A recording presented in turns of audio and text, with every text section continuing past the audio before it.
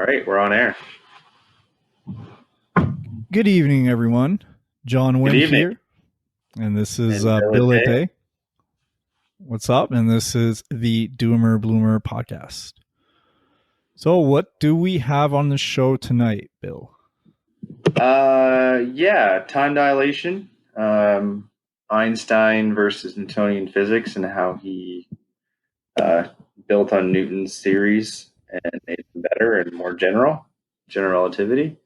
Retirement plans, best place to retire for your money, mass shooting and gun control, Mm-hmm. uh, Airbnb rental investments, and other entrepreneurship. Bill Nye the Science Guy, and debunking Arc Park and flat Earth and anti-science in general. Yeah, you're talking about like Bill Nye. Like what sparked you with that was the debate he had with Ken Ham, correct? Who has Right, and the I didn't realize that was old news. yeah. It's a great debate, and to think that this day and age, some dude thinks the Earth is still 6,000 years old and has a park explaining how things really happen, quote unquote. And how With they his loaded dinosaurs yeah, exactly. and like we coexisted with dinosaurs. I thought that was freaking hilarious. Yeah, I know. There were literally people feeding like one of those long neck dinosaurs. Yeah, yeah, It is. It's kind of bizarre that people still believe that things like the Earth is flat. We hmm coexist with dinosaurs. The Earth is 6,000 years old. We yeah, have so exactly. evidence to the contrary. Yeah, exactly. I mean, with the science we have today, there's so many outlandish beliefs that you could kind of have that wouldn't necessarily contradict science as the way we know it. I mean, you could believe in like all kinds of aliens. You can believe in reincarnations and stuff like that. Stuff that doesn't really contradict the science we have. There's no proof for it at the same time, right? No concrete proof, but at least it doesn't.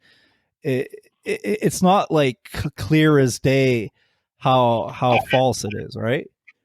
I mean, Well, you can't really objectively tell me that reincarnation is an absolute impossibility, but we can definitely say with confidence that the Earth is way beyond 6,000 years old, right? 100%. Just in the geological Yes. scale alone.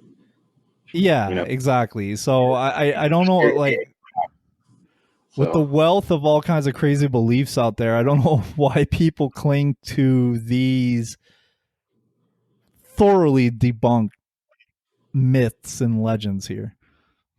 well, and the other side of the coin is again, like Bill Nye points it out, is they're preaching this sort of stuff to children. Yeah, I totally agree with that.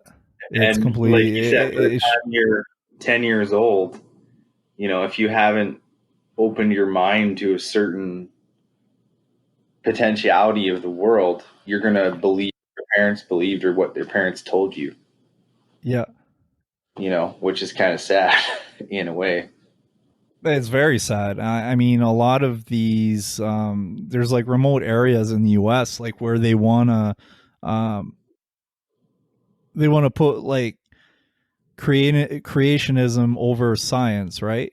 They'll present science. Oh, this is kind of what other people think of, but this is the real story. Even though they Well, say it's not. That's insane. the fact that the whole fundamental idea of biology is evolution is what got us to where we are now, right? Yeah, If yeah, you go back in the branch of tree life, in the tree of life on the branches, there's a common ancestor there somewhere. You know, yep, uh, we weren't just sculpted out of clay or mud or somebody's rib cage sort of thing, right? exactly. Those are not wives' tales, but they're I always looked at the Bible as an allegorical story. I don't look at it as, this is absolute gospel truth, right? Well, definitely not factual truth. It's it's archetypical or archetypal. Never mind. Archetypical. Uh, Archetypical, like referring to the archetypes in Jungian psychology, where all these common myths and beliefs. Like it's not like flooding. The flooding myth is unique to Christianity or the major monotheistic religions. Where it's in all kinds of more primitive religions, and I'm not saying primitive that Christianity is more evolved or whatever. It's just like the latest culturally important religion of the time right now.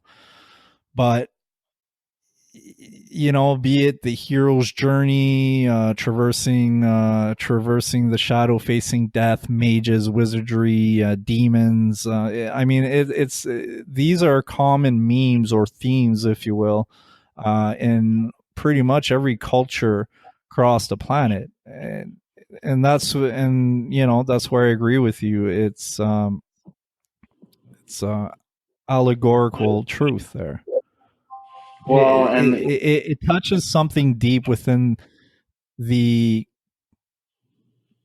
the common man's collective unconscious.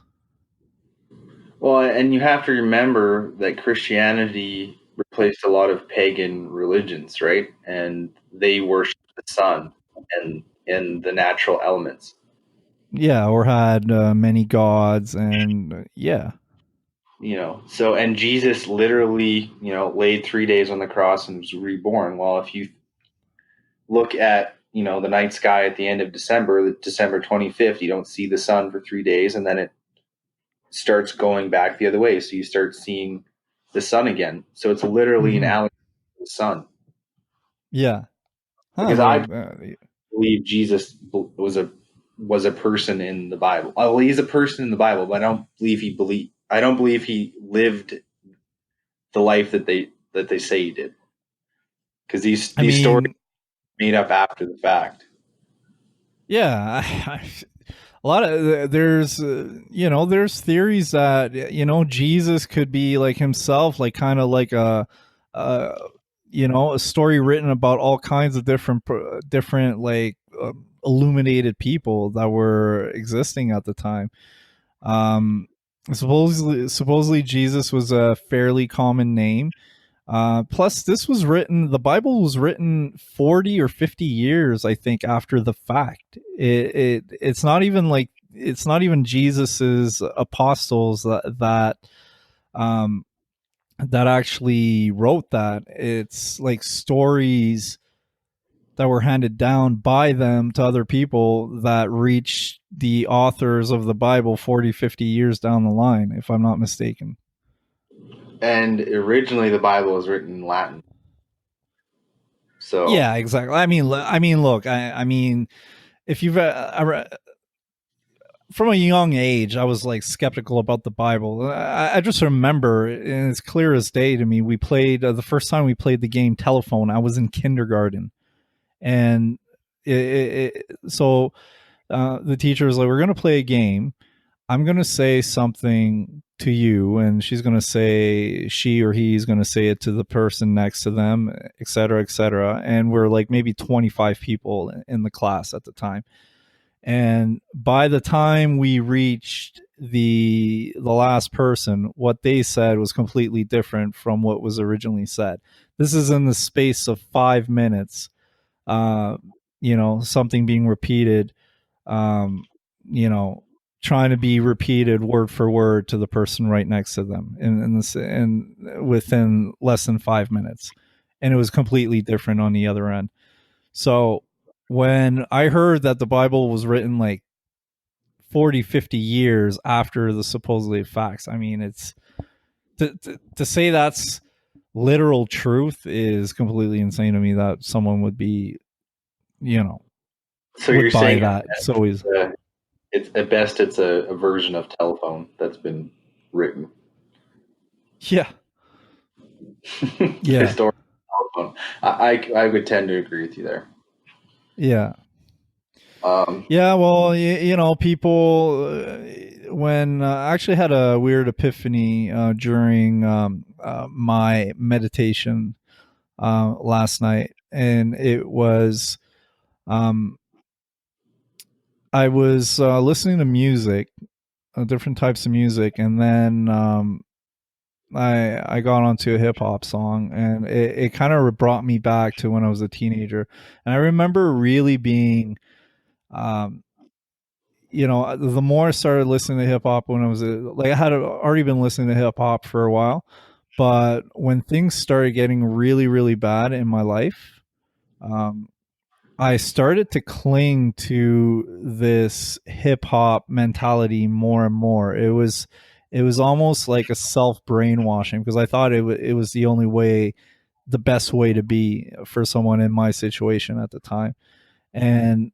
I notice how much it just brainwashed me. It's like when you don't have much going in your life, you'll cling to whatever. Like when I look at some of the mentalities during this meditation, when I was looking at the certain types of mentality I was having at the time, like how I used to think and all that, I was completely, I was like, how could I even think that? How could I, like, I endorse that? It was like twisted, because it's not like I was trying to be like a pure incarnation of the hip hop mentality from the 90s, mind you, where it was a lot more violent than it was today, violent and about the streets and gangster shit and all that stuff. And how could someone like me that was like going through, like, actually what I really needed was like some stability and some true love and friendship and stuff like that in my life. How could you try to gain that in something that's like so dark and negative at the same time? Anyways, through this babble, what I'm trying to say here is, when people feel they don't have nothing worthwhile in their life, they'll cling to anything to give them hope. You know, that's right. It's hope. yeah, the opium of the people.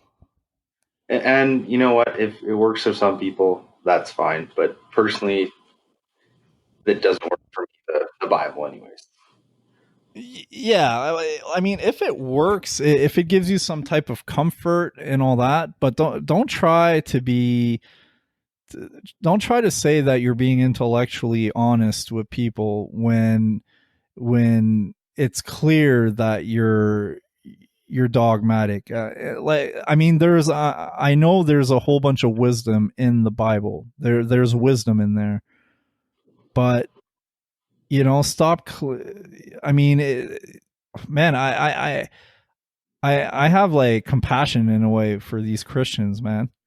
Like they're NPCs. Like they're just like the far left, who are basically NPC. You've heard about that meme, right? The NPC, non-player character meme. Yeah, yeah, exactly. I mean, Yeah, religious zealots, that's what they are. It's the same thing. You know, it's it's a sad state that I mean, you look at Muslims, you just criticize their prophet, and they think that it's their duty to kill you. Imagine having that type of deep programming inside of you. You know that would be. how bad you can't relax when an idea that's obviously false, like they believe, just like the Christians, they believe like Muhammad flew away on a fucking winged horse and all that. They believe it. They believe it like it's clear as day. I've seen some other debates, very instructed, like very educated Muslim. You wouldn't think this guy would believe in this type of thing. And I think he was debating Richard Dawkins, or one of the four horsemen of atheism, or Sam Harris, someone like that.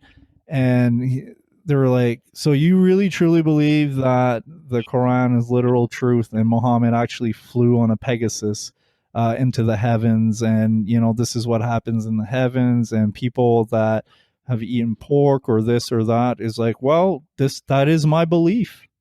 The Muslim dude was saying that, and he seemed like a very normal guy compared to like some of these freaks. But imagine how brainwashed you are to clearly, to know and clearly know deep down inside that this is falsehood, but it's like your brain, for whatever reason, self-protection, especially in the Muslim world, where not believing or criticizing that religion can get you killed or in prison.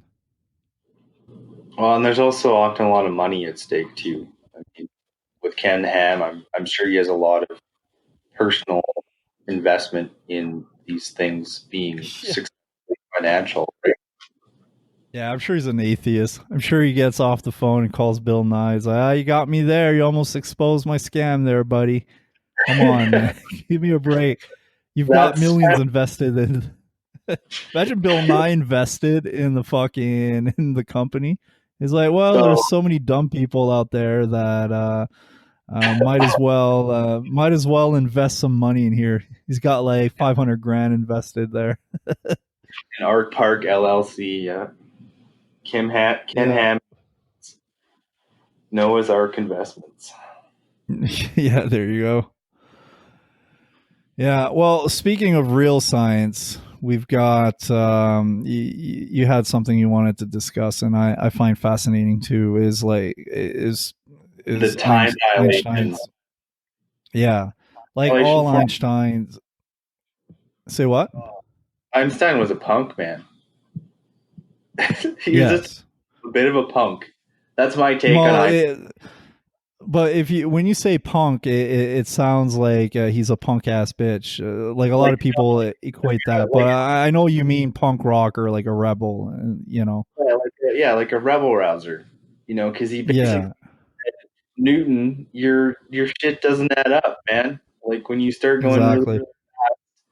or if you start going near really large objects, things start going out of whack. What's going on here? Yeah, So exactly. his thought experiment basically was, what happens if I'm in a moving train going at the speed of light away from a clock? Like what would actually start? What would happen to the clock? And if Hmm. relative to the observer, the clock would appear to slow down if you were going away from it at the speed of light. But if you Yeah. were at the clock would just continue to tick at the speed it always did. But Hmm. we now know that if you start traveling at super fast velocities, Yeah. time is actually dilated or warped. So it's Yeah. elongated to match the speed of light, which we now know is a constant in our universe. Yeah. Exactly. And another thing that he pretty much proved is that there's no like time is not like a blanket. Um, it's not constant. Like right now, the present moment right now, it might be like nanoseconds, like even less than that. But the present for me right now is not the same as the present for you right now. For me, Yeah, we're actually out of sync. exactly. Like nothing is happening at the same time. Is basically what I've gathered from one of his theories, and that applies, I think, to time dilation. Well, I just how it explains gravity in a much more generalistic view, right? Because we all know gravity, in a macro sense works. You drop something, it falls down. Exactly. It's a force of attraction, but it actually bends space time. Correct. He actually came up with the idea of space time. So the sun, for example, Yeah. imagine there's a giant bowling ball in the middle of a blanket. If Mm-hmm. you put the blanket's going to sag a little bit, right? You'll see a sag in the center. Yeah. If you roll a ball that's smaller than the sun, it's going to Yeah. follow a curve around that larger object. Yeah. So it's Yeah. Yeah. curving the space and time around it. Yeah. which I find absolutely fascinating. These are things that, Yeah, and it is. I'm just starting to be able to get like kind of like a clearer grasp on what he's proving with these formulas. I mean, I knew as a teenager, and I was like, oh yeah, I know Einstein's E equals mc squared. I know what it means and all that, but like what I mean, it goes so much further down the rabbit hole. well, And now we're like light years away from that with quantum mechanics and string theory and well, it actually. interdimensional, Sorry, go ahead. yeah, multidimensional realities, etc., parallel universes, and it I mean, there's so much we don't know. Mm, And there's not only so much we don't know that we know we don't know, there's so much stuff we don't know that we don't know. You that's catch my drift there? that's almost like a Carl Sagan quote. Sure, it's out there somewhere. The known Oh, okay. unknowns. I believe Yeah. it's like a quote. But like you're coming back to the quantum computing, like we now know that because of Einstein's theory, the speed of light, you actually have to make like you actually have to compensate for that when you're doing quantum computing because of it. Yeah. Uh, and do you know what the twin paradox is? Have you heard of that? The twin paradox. The twin paradox. I might, but when you say it like that, no. So just imagine, John, there was like an exact carbon copy of yourself. Okay, you're Yeah. identical twin. So you're born at the same time, and you've had exactly the same experiences. So coming back to like the spaceship idea, and I don't know if you watched Interstellar or not. No, I didn't. I went down a rabbit hole last night. So Okay, so anyways, it's directly relating to time dilation. So let's say, for example, you're stuck on Earth, and your twin gets in a spaceship and leaves Earth at the speed of light. Okay, or approaching the velocity speed of light. yeah, Time for him is going to start slowing down as he approaches the speed of light. But for yeah, you, time remain the same. yeah, So his trip may have taken an hour through like of traveling at the speed of light. yeah. But you would have aged a few years. At least, yeah, somewhere between 5 to 10 years. Like let's just say, for example, with this formula, you can actually calculate the differences between the two twins. Yeah, Like biological age will not be the same when the other twin returns. yeah, yeah, yeah. Which I don't know. I just as a thought experiment, it always has fascinated me. It's mine. It's mind blowing. It's mind blowing what we can prove, what we can systematically prove on and on again with mathematics. The Mm. language, the language of the universe, at least one of its languages. There might be concepts, um, kind of like in a way that math seems to be universal. Uh, that works for our senses. We're the only animal on Earth that I think that can really conceptualize math here. Maybe monkeys, a very very rudimentary degree, but it's insane that we have access to stuff like that to unlock like the potentiality of the universe. I mean, think about it. I mean, we're able to split atoms and create like incredibly huge amounts of power and energy, and it was all done through imagination of smart men and women, um, putting some numbers in a certain sequence and unlocking the powers of I mean, they're wizards. That's yeah. It comes back to the other quote. If you were coming from an advanced civilization, it would appear like magic to us, right? Oh man, you fucking put someone just from 200-300 years ago in today's world, he'll lose his fucking mind. Yep. He'll see a fucking freight truck, he'll think it's like some weird metal dragon trying to chase him down. You know, imagine if he just caught like he appeared like in the middle of a city, um, and he spent like maybe like half an hour in that city, and he'd go into like places like Circuit City, and he'd see like smartphones and TVs and stuff like that. He'd be like, and he'd go back and he'd be like, they had these windows that showed all kinds of images across the world and other people, and it's like the ultimate crystal ball, or uh I mean, there's so many examples. No, I'm with you on that one. But when is somebody gonna invent something that prevents mass shootings? Yeah, No. when they clone Hitler, maybe. Oh yeah, You know, I hear Hitler, that's he'll right. build an army, take everyone's. He'll just do mass genocide instead. Well, that's what cruise ships are about. You've heard that Bill That's Burr what. joke? Oh Bill, yes, yes, yes, people are yes. for I've heard population. it. Yes, yes, yes. With people who don't. Like these stupid motherfuckers that go on cruise ships. Those are the perfect victims. These dumb bumbling fools. I don't want to butcher his material here there, but yeah, it was Go. it was that, and it was that show actually wasn't one. Like it's still good, entertaining, but it's not his best material, in my opinion. I don't want to be a critic or anything. It's just he has so much good material out there. Just like your favorite band, you know, you like all their albums, but there's some you prefer more than others. Mm, that's true. Yeah. You didn't really answer my question.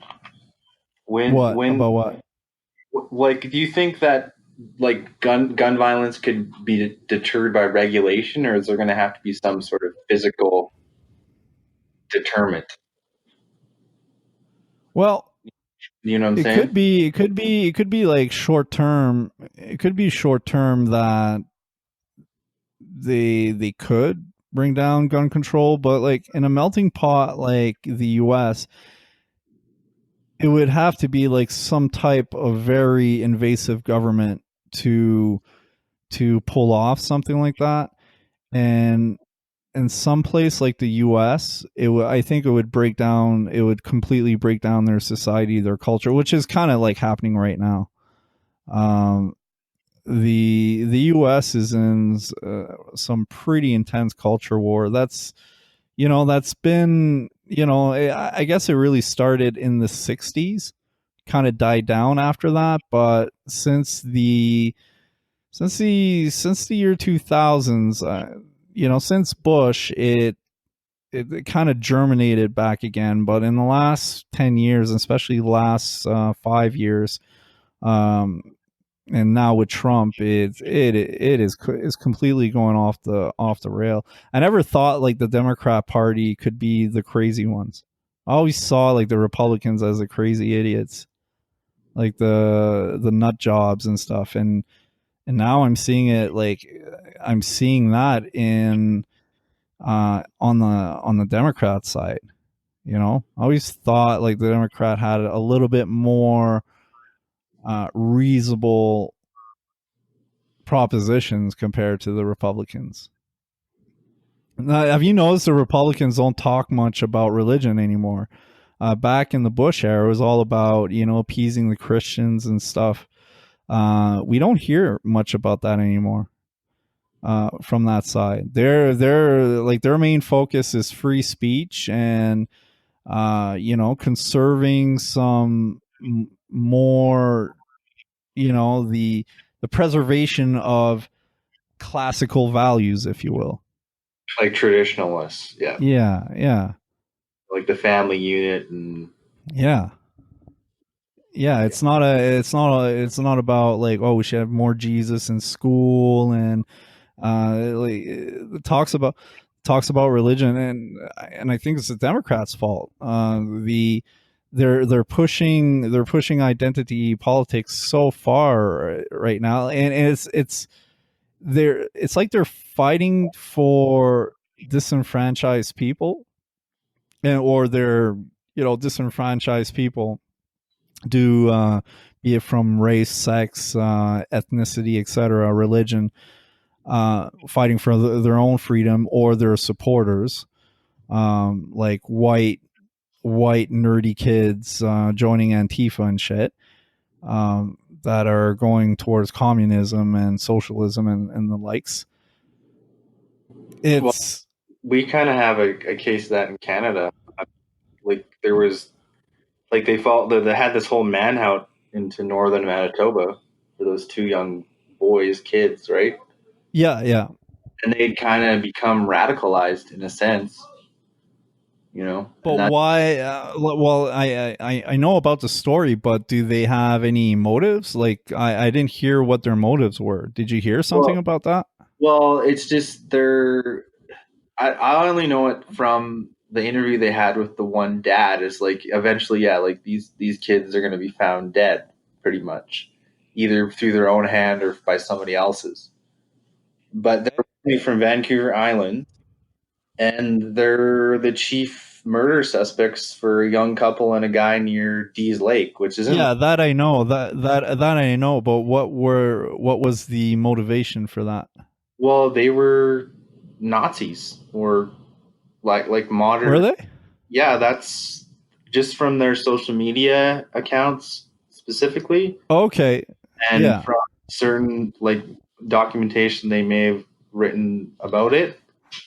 That's my take on it. Anyways, Okay, I had no idea. Like, I heard about the story, but every time I try to find a motive or whatnot, I had no idea what it was. I didn't know if it was drug or gang related, or was it like a robbery or anything like that. So I didn't know. But yeah, I mean, so in this day and age, if you're falling for real for, Nazi nut job fucking ideology, you're probably you probably have a predisposition of being already screwed in the head, and that's just going to aggravate, and that's like just the catalyst that's going to light that crazy shit inside of you even more. yeah, and and in the states, it's very easy to access weapons. I mean, harder than it is in Canada, at least. Yeah. There's quite a process here, right? Mhm. Yeah. Well, I mean, the thing is like, I don't have I love guns and knives, but I've kept that out of my environment, just because, it, you have a knife on you. Say, like, I've been into, when I was younger, I'd get into brawls at bars and stuff like that. Um, and if you're in a situation where you're outnumbered or whatever, and you feel, you fear for your safety, your number one reflex is gonna, especially have you a couple drinks in you. I don't drink anymore, but if you have a couple drinks in you and you don't want to back down, no man with a reasonable amount of backbone is going to want to back down, you know if he feels he has the means. So, you're, and in a sense, I believe you're allowed to stand your ground. I mean, if you haven't done anything and you're at a bar and people are starting shit with you for no reason, and you have the means to defend yourself, you shouldn't have to run away like a bitch, and call the police and hope that they're gonna resolve the problems for you. But we live in a society that encourages that. But in any case, if you don't have that potentiality on you, you're going to use your brain. Your brain's going to find another way, and you might have to run like a bitch and avoid stupid shit, right? Yeah, well, I think avoidance is a good strategy, but at the same time, if you didn't really start the shit and somebody started shit with you, Yeah. I don't think my inclination would be to back down. I don't think. No, no, exactly. But what happens if there's 3, 4 guys, like over 200 pounds each, and they really want to get into you and do serious harm. If you don't have like any weapons, and Uh, you're outmatched and all that, you when I might snap a cool cue off and stab a bitch. I don't. yeah, well, you, I know. you, I know what you're saying. If you're outnumbered, you're outnumbered. yeah, you're outnumbered, and but if you have a gun on you, or if you have a knife on you, I mean, you're like, okay, I'm outnumbered. If I stab a couple motherfuckers in the head, I might win this. I'll just go for that. Level of In intense situations. So like in a place where there's so many guns everywhere, and we're not even counting like the underground market, because it doesn't matter even if they ban guns. There, with the amount of guns that are there now presently, plus all the guns that can come from Mexico and other countries. I mean, there's going to be a huge underground market. There's going to be a huge underground market, and it might be harder for some people, but I think for some people that are really motivated to do that type of shit, I mean, you can order guns on the dark web now. You know, Yep. so I mean, damn, it's not that harder to get a gun here in Canada. Also, by the way, like at least a rifle, it is harder, but it's not that much harder. It's harder There's actually to get it hmm? restricted. You can get yours like you said. You can get a hunting rifle probably within 3 weeks. Yeah, yeah. Well, I know my dad had 5 rifles, but I mean, when I was younger, I got my hands on 3 410 shotguns, man. There you go. You know, straight up underground. And when I realized how serious this could be and how bad it could get me in trouble, cost me like the equivalent of like 120 or 150 bucks or something, some shit like that. Some guy really needed, and I'm like, oh, I'm a young kid. I was like 18 or something like that. I'm like, oh yeah, it'd be cool to have some guns. But then I realize, if I get caught with these, or even worse, I decide on uh, a foolish night after a few beers, and I get some beef, and I have some beef with someone to even if I don't like actually shoot the person, and I just like, oh yeah, maybe I can scare him a bit, right? Some dumb juvenile shit like that. I would have gotten in major trouble. So, I just got rid of him. Probably for the I best. got rid of. Oh yeah, definitely for the best. Definitely for the best. And that's the thing. If you have something, there's a case to be made to ban them. To ban them, but a place like the U.S., I don't know, land of the free, and with so much corruption, and like I call the U.S. the empire now. It It's is the straight up the empire. It is, right? And what's going on with tech, I just see like this weird cyberpunk dystopian world developing before our eyes, and I just like see like these echo chambers that are manifesting in uh, online, are gonna materialize themselves in the world. We'll probably have like sectors where it's like super social. I mean, it's already kind of getting that way already. The mentality in California versus the mentality in Texas is is different in so many ways, and probably this segregation of cultural ideas is gonna become more and more pronounced, and we're gonna have like these weird different cultures just sprouting everywhere. Um, they'll reinforce each other, and it'll cut contact with the other ones. Um, in a place like the U.S., if there's like one central government that with the invasion of privacy and all that, and for people like where the US, the idea, like the US is more of an idea than an actual country when you think about it. It's Born of an idea. Yep. yeah, it was a revolutionary idea. It still is. Free speech, the government trying to stay out of your way, which is becoming less and less now. I mean, the government in the U.S. is invading your privacy like crazy now. That's like the antithesis of what the U.S. stands for. Tracking you down, making it harder and harder to start a business without being taxed like crazy. Like the idea of the U.S. is becoming more and more fragile. What actually makes up the U.S. and it's becoming like this breeding ground for different groups and ideologies looking to climb the higher, like the ladder of power. Like And earthers. say what? Flat earthers don't use ladders. Yeah, exactly.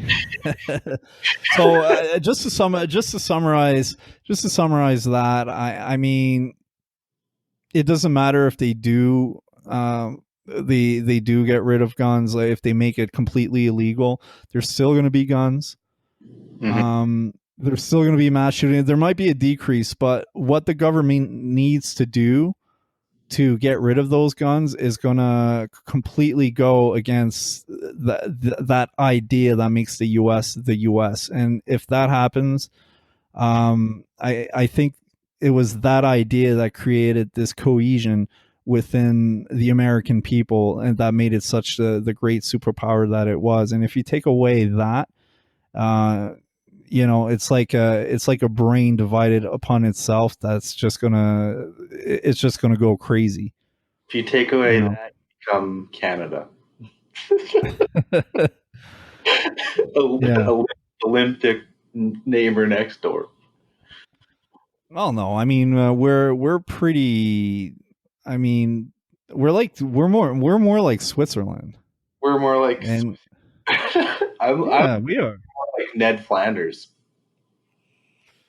Yeah, it depends where you go. Bill Burr actually on his podcast, it was like, "Oh, Canada, they pretend they're all so nice, but you got crackheads and junkies too, and they're everywhere in your major cities." He was singing that. So go fuck yourself. You guys are not so clean. It was fucking hilarious, man. I'll have to find that video after. Yeah, I'll send it to you. It was this Monday. It was the podcast the Monday where we went on our trip, or the Monday before. So you can check it out on his site. So it was like in the beginning of August or last week of July, when he talks about he was going to Montreal. But it's true. I mean, Canada has like this idea that we do have you know a, a decency to us in social interactions, but to say that Canada is like so vanilla and all that. I mean, you haven't gone downtown to Vancouver, Toronto, even Ottawa, and smaller cities like Quebec City and all that. I mean, there's all kinds of crazy shit that happens. Our shit You know? stinks too. Oh yeah, for sure.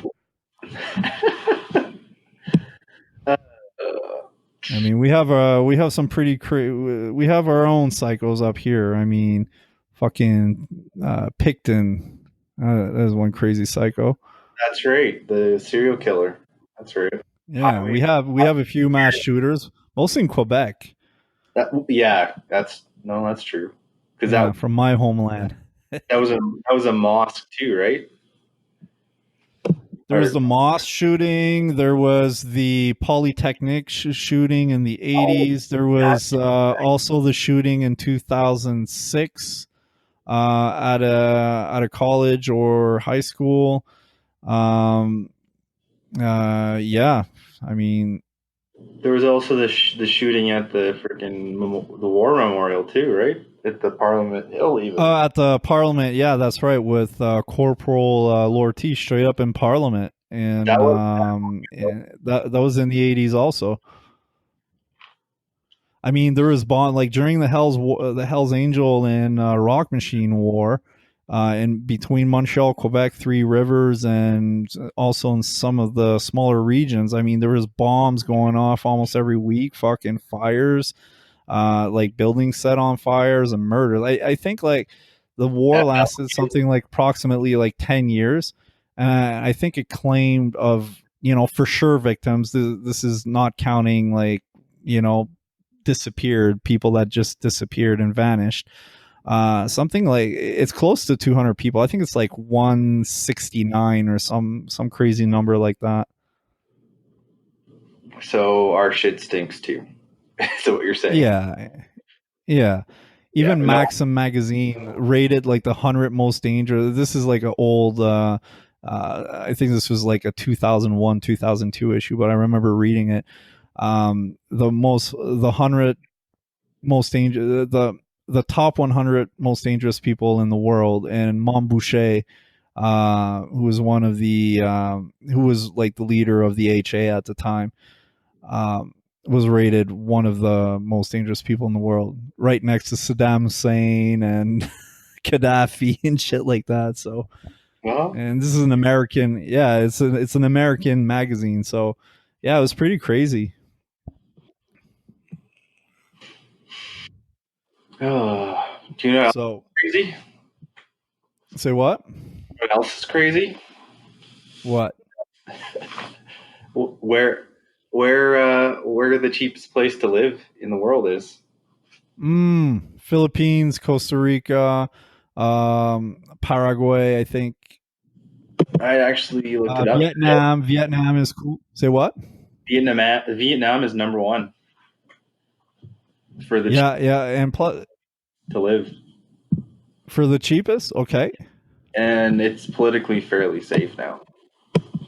Yes, yes, and it's they actually have some pretty. I was actually talking to our mutual friend, Mr. BMAC, about that, um, and he lived there, right? So Oh yeah, that's right. he, yeah, he lived there with his girl at the time, and that we both know also. And it he told me like had these amazing sites, and like the cities are big and they're modern and all that good stuff. Great food, great like sights to see, incredible weather, beaches, so on and so on. So, and on that list, Vietnam. I was actually going to say Vietnam right before you said it. Um, that it's considered one of the best places to, if you want to live like a king, if you want to be balling with about 1,000 to 1,500 Canadian, or let's say 1,000 US. Um, you go to places like Nicaragua, Costa Rica, Philippines, Vietnam, and there's a few other places, but those are the ones that stuck to me. Those are the ones that I'd probably I'd probably go there. I mean, I mean, in the Philippines, for the price of a um for a house in North Van, you could probably buy one or two islands with with actual fucking um people living on it that can work for you. Yeah, that's my For the price of a shitty house in fucking North Van. Like for a tear down house in North Vancouver is going to cost you like 1 point some $1 million. save your money, buy an island. Exactly. That's the That's my plan, man. and You then know? stock it with razor wire and machine gun batteries, so no one. Yeah. Buy an island and then declare it its own independent country. Get an army, get some nukes, take That over the world, man. yeah, that's how it starts. That's how That's how it's it started, yeah, man. yeah. Just one man and one island, and then he just decided he would rule the world. Yeah, exactly. Shit. So what would be your pick? Your top 3 picks? My top three. Yeah. I was gonna throw Mexico in there because I've been to Mexico. Uh, the Baja Peninsula is pretty nice. Again, pretty safe. Um, where else? I was looking them up today. Costa Rica is on my list, which you're going to soon. Oh yeah. Yes, I am. Mexico, South Africa's on here. Not interested. China's on here. Not interested. South Korea. Yeah. South Korea is kind of expensive, in my opinion. Yeah, I don't think you'll be balling with $1,000, $1,000 per month there. Thailand. You want to find a place? Yeah, Thailand. I think you could. I think Thailand, but again, Thailand's become that popular destination again. So Yeah. if you want seclusion, I think for your best, Yeah. I would probably choose Vietnam. And another one on my list is Peru. So Yeah, Peru is supposedly really good too. I'd say my top 3 is Costa Rica, the Philippines, and Vietnam. yeah, As like retirement, I mean, for at that price, you could like you could like have a place.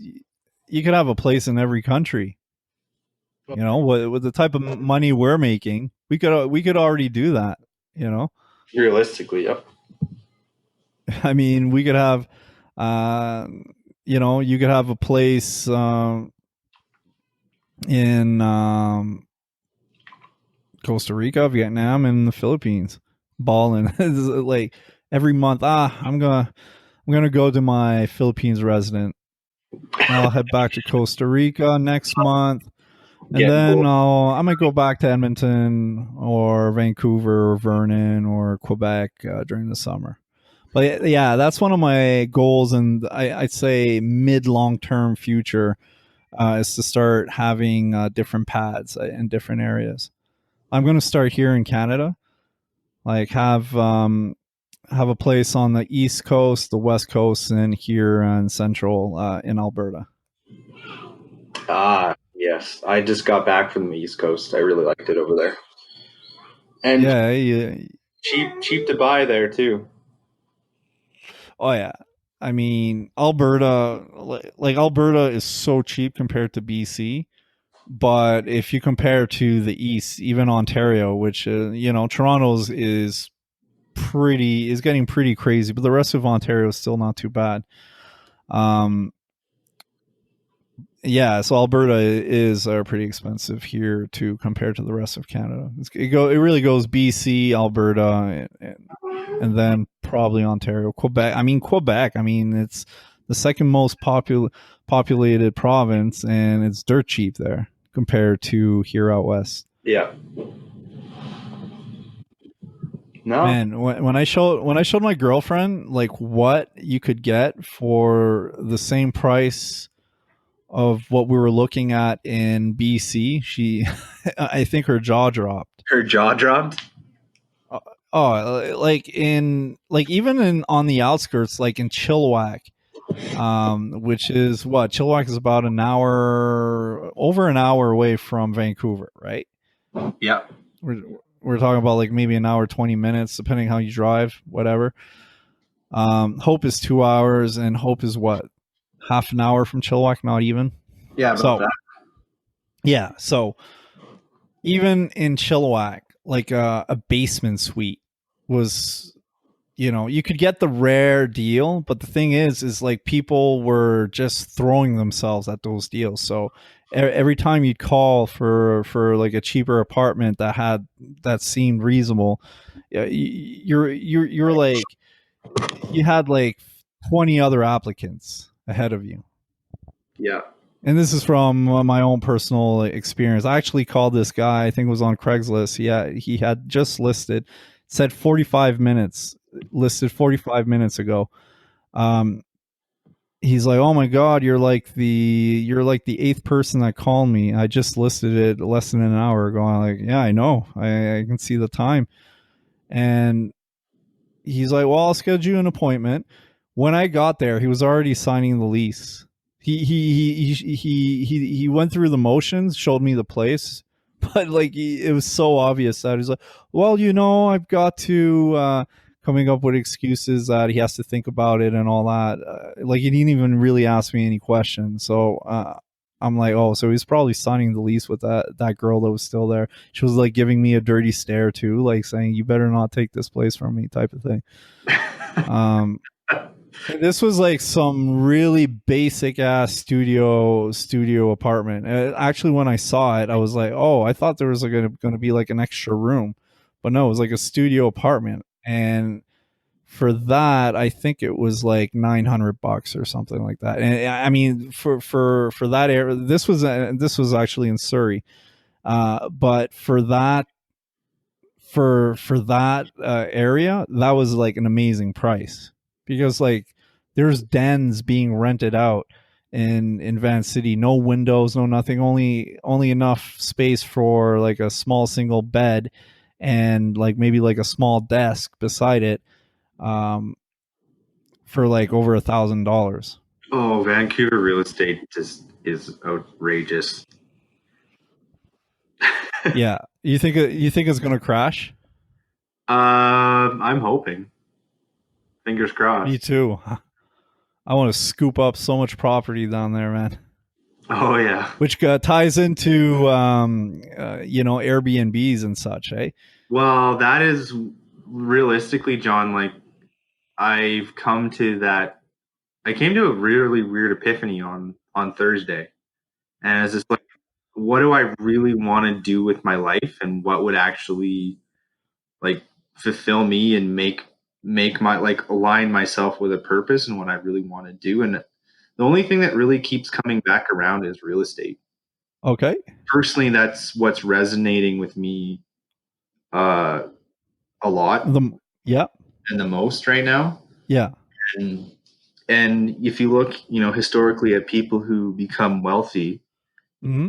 most of them are real estate investors of one sort or another, or tech entrepreneurs, or started something, in the tech world. But Well, I mean, there's a lot of. I mean, I think the biggest three ways is like investing in companies or stocks, yeah, real estate, and starting a business and growing it from there. Right? Those are like the three uh, main ways to generate wealth. And oh yeah, definitely real. Well, my ex, that's what she's doing. Um, she does she's Airbnb leasing, right? Yeah, exactly. She's not even buying the property. She's just leasing properties and then turning them into Airbnbs. And she quit her teaching job. Well, a part of it to she's part time. She's like a supplement teacher now instead of being a full time teacher. And she was making good money. She was making in Australia, they pay well. They pay their teachers well. I think it was like something like 60, 70 grand or something like that. And she decided to go Airbnb full time and do the teaching gig part time. And I think she only had two or three properties. So it's definitely, I've gotten like I've read a bit, and like I said, a few months ago, me and my girlfriend, my present girlfriend, um, where we were thinking about it, and it's definitely on a back burner for us. I'd love you, Bill. I'd love for you, Bill, to uh, you know, go out, make accumulate all the knowledge and share it with me and just with me and my girl. I'll be your crib note, sure. I'll be your, Exactly. yeah, I'll be your. And I'll do the same with trading. No, because for Yo, I just got to say something. I saw this guy live trading on Friday. yeah, He fucking predicted, like he had videos like before the trading day, like on the Thursday, saying, "Oh, this is what's going to happen." Boom, boom, boom, boom, and he put $4,000 into the market. He came out at the end of the day, in one day, man. He came out with some obscene amount of I think it was $163,000. He what? Yeah, live. He did it live, More and than he 10. even did a video pre-market, like the day before, saying this is what he expects the market to do.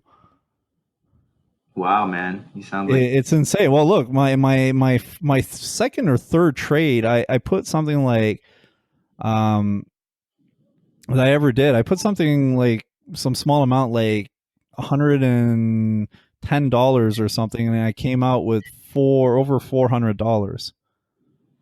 It was on Delta Airlines. mm, But that's not, obviously this is not like 4,000 to 100 and some $1,000, but like the potential with that is crazy. You really just gotta find your edge. You gotta become like the casino. You know that you're gonna lose, you're not gonna win all your hands. You gotta make sure that the hands you do win always outperform your losses. yes. Hedge your bet. you know Yeah, exactly. So imagine like say he lost three other. So let's say he had four times $4,000. So he had $16,000, right? Or say $5,000. So you find the trades where you're looking for a certain risk to reward ratio. So you're saying I'm looking for trades where it's obvious that there's going to be a big move in either direction, and I'm gonna invest like $4,000 in each of these five trades, which is $20,000. So let's just say that he only has a 20% success rate. The guy's still making coming if he still just made $143,000 there. I guess You know, a bit of a savant. it's what? Sorry, Bit of a savant, like a Rain Man. that guy? No, not really. It really isn't rocket science. It's not Uh, rocket surgery, Batman.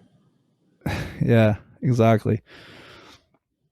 No, man. Just like real estate, like you could say, like these real estate fucking millionaires or whatever are savants, but no, like you're looking into it, you're seeing, oh, this is something I can understand if I apply myself and discipline myself, and if I'm able to coalesce all this information in a workable pattern, workable format, I'll be able to make large sums of money with this. Right? Mm, That's how you feel about real estate. Well, this is the same way I feel about trading.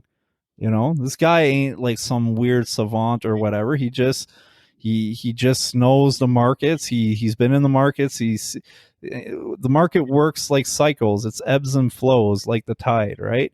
yeah. When you start getting a feel for it, you're able to recognize patterns, and you've been through it. If you've been doing it for like 5-6 years, you've kind of seen everything like the market can really throw at you. If you're really passionate about it, you get a feel of what's going to go on. Just like you do in anything, you discipline your mind to. But the thing is like in the market, you can make so much fucking money in so little time, but you can lose it all too. You got to be very vigilant uh, about a lot of stuff. Like the most important thing is your risk management. It's something I'm still struggling a little bit with. High risk, high reward. Oh yeah, but there's ways to really limit your risk and still maximize your reward, especially with options, which I do. But real estate, yeah, real estate is a fairly safe haven, especially with the Airbnb gig. I mean, if you're doing like what like my ex is doing, If you lease a place and then you're basically you're assuming no risk. I mean, if you rent and the landlord decides to break your lease, well, you might lose your security deposit, and that's about it. But in the meanwhile, you've been able to charge. You probably be able to net profit. Like if you're able to rent your place out every night, um, you're probably, after you pay the fees, the cleaning people, and people to help you manage the properties and all that, you're probably netting like $100 every day on one property if you do it correctly. No, I've been following a guy on Spotify, and he sets out You've been following what? a guy on Spotify. I can't remember the I can't remember the name of the Spotify podcast. Yeah, what was he saying? Well, he just talks about like what you were saying there is like even if you don't buy the property, if you start with a lease, start small, and then like you said, farm out the cleaning and Yeah. the management, right? So you're not like it's hands off, but at the same time you're managing it remotely in a sense with a team of people, so it becomes a uh, self not fulfilling, but a self propagating system in a sense. Yeah, yeah. And that's Exactly. I'm kind of good at doing is I'm good at building systems once I have a system in place. So Yeah, man. this for this upcoming year, so 2020 will be my target for up for right now. I'm just going to be digesting a lot of information about it. Exactly. That's kind of where I'm at with trading. Um, with my other business, it's going well, and I know I can up the ante, turn up the heat on that whenever I want. I just I don't want to be too locked into my other business. So I'm focusing a lot. I'm kind of digesting a little bit less money, but more than enough to live on right now while I'm practicing trading, perfecting my skills in that. And after I crack the bank with that, you know, and with the, I want to outsource I want to outsource some of the tasks from my other business and transports. And yeah, then I'm looking for other opportunities. I'm definitely looking to revive my other business, the liquidation and wholesale trading business there. Uh, yeah, I really want to focus on medical equipment. It's going to be medical. Yeah, so I basically I'm gonna gather a list of suppliers here in North America, and I want to supply emerging economies like India, the Philippines, other countries like Vietnam, where they don't like their healthcare system or even practitioners that are private, they can't afford like a brand new X-ray machine that's worth like millions of dollars. But if they can get a used one from like say a Canadian hospital where they know it's from a good manufacturer and it's been taken care of, they have like the certifications and all that, they might buy it for a few $100,000.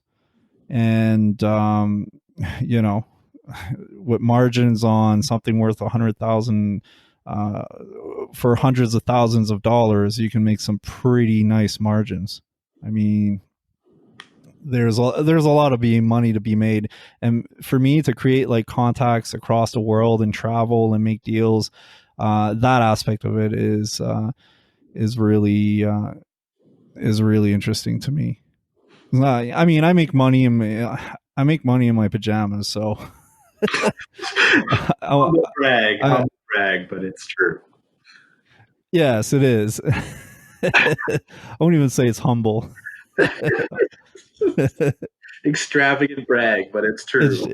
It's just true brag. True brag, boys. True brag. Yeah, yeah. I'm far from rich at this point, but I do all right. No, And it's just mentality, in my opinion. Right? say what? I feel that like being rich or having like it's how you feel about yourself, right? In a sense. Definitely. Yeah, And, definitely. and And I've noticed that if I neglect other aspects of my life, if I focus too much on money, mhm. I'll be able to generate more. But once I've attained that goal, it's like my whole mind and body is like, well, you're neglecting the rest of us. It's like other parts of my mind or subconscious, if you will, is like, well, you're neglecting some other aspects of yourself here. I mean, money, prosperity, wealth is all good, but there's so many other aspects of existence of and life that you need to nourish and work on to be the best version of yourself and to have the best life you want, right? True. So I think the more you treat the other spheres in your life, be it relationships, personal strength, creativity, whatever floats your boat, in a sense, more money will come spontaneously. What? Yeah. You know, because your brain is just going to be like, okay, now I need more money. You know, these other needs that I needed to quell have been quelled. Now I can go back and get this productive energy to fucking just go out and hunt and get this mammoth, right? Go get You the know, man. inside each of us there's a line. Stop hunting for fruits and vegetables all day. Go get yourself a mammoth Put that on a t. and get something with meat on the bone. Meaning, like, aim for the big bucks, man. Aim for it. I mean, in a sense, it's not much harder to sell a $15,000 or even say, let's say, $5,000 used car, or $1 million Lamborghini. You know, if I'm in a used car dealership and I learn the ropes on how to sell a car, uh, and you put me, maybe like after a year, you put me in a luxury car dealership. It's not much difference. You just have a different clientele. You might have to tweak certain things, but the process is not much different. No, exactly. It's a system after a while. Yeah, exactly. I mean, the same principles and effort that goes in selling a used car is going to be the same as of selling a luxury car. You know, if you're in a place that generates a continuous stream, be it a website or a physical business location, you know, if you're able to be in the same room with the proper prospects for what your offer is, it usually takes the same amount of effort to sell something. Mm-hmm. When I understood that, I'm like, like I used to sell fucking uh, Bell Canada packages, like internet packages and cell phone packages and stuff like that. I'm like, I could be using these skills to sell like stock lots of all kinds of stuff. So I've sold like thousands and thousands, tens of thousands of pieces of clothing. I've sell, you know, in batches, right? Like, you know, 1,000 pieces of this here, you know, 500 pieces of this there. I've sold, you know, all kinds of large amounts of computers, et cetera, et cetera, et cetera. And it wasn't much harder. The only trick is you find the right clientele. I mean, you could lease a place, you know, a bit more expensive, maybe like a $5,000 house, but then you'll attract like high clientele, you know, high class clientele. You'll probably have like a lot less headaches too. Well, that's You that. know, it might be a little bit different investment in your a little bit at first a little bit harder to invest, say $5,000-6,000 a month. But imagine like how much you'll be able to charge your Airbnb customers. That's what I'm saying. Like, be choosy with your markets. You have to 80-20 your Exactly. Yeah. Well said. Yes. you have to 80-20 your whole enterprise. What is the 80% of 20% of my efforts are getting 80% of my results. So Yeah. do I really want riffraff, Exactly. puke and barf and have to clean up, Yeah. or do I want somebody who's I know has the cash up front? Yeah. I'm not going to have a problem with them wrecking the place. Yeah. On top of it. Yeah. Exactly. And on top of that, people that have that type of money are usually a lot more respectful. You know, it's usually, you know, the people that are trying to bargain you down on a $40 a night place are usually the ones that are going to be a lot more problem causing than the people that have no problem shelling out $2,000 for a night. You know. Well said. Yeah. So wow, I could go on and on about business and entrepreneurship, my friend. I know. But we got we got to cut this. We got to cut this at some point. Yep. So I think we've been going on almost over an hour now. Yep. An hour and 15 minutes. So did you have anything to add, my friend? I just want to add that we now have an Instagram account, Doomer Bloomers. So at Doomer Bloomers on Instagram. Nice. So I Nice. random stuff on there right now. We'll probably get 3 more views now. Yeah, I hope so. I've been looking at the metrics. I mean, it's not just my mom and people listening. All right. Yeah, excellent. According to the metrics, 150 people listen to this at least on a week. Sorry? 150 people. Oh, nice. Yeah, it comes to my email. So nice. So if you're out there, give us a shout on Instagram, and we'll try and message you back. Yeah, Instagram. I was gonna say Instagram our asses, and I'm like, no, I'm not gonna say it non-ironically. Now I'm saying it ironically. Anyways, I think it's time to end this right now. All right. Come in and Instagram us. We're friendly people. We'll answer any questions you have. And hey, if you want to troll us, it'll be my pleasure. Probably Bill's too, to get into to flame war with you guys. Yeah, we're talking about early 2000 terminology here. So yes, you flamers. All right. Yeah, we're bringing retro back up in here. Bringing the 1990s back in here. Yeah. All right. So this is John Wynn and Bill Tate signing out. Peace.